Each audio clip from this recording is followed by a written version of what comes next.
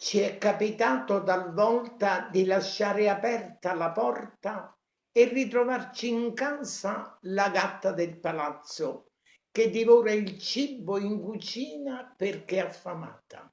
Ce la descrive con simpatici tratti Edoardo De Filippo nella poesia Agatro Palazzo.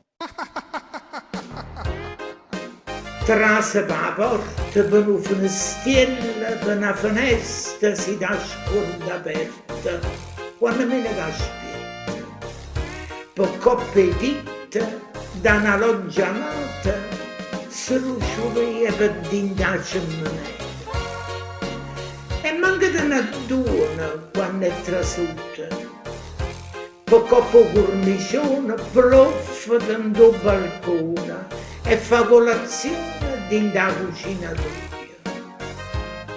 E anche a te lo palazzo, padrone non tiene, non è che non male, ma esso sa che manca non bene. Tu guardo con due occhi spiritati, lesa, una avuta scarpa presa e secutata, e Mariola, ma povera bestiella che da fa? E Mariola perché lo mangiamo? E Mariola, che sto dicendo gente?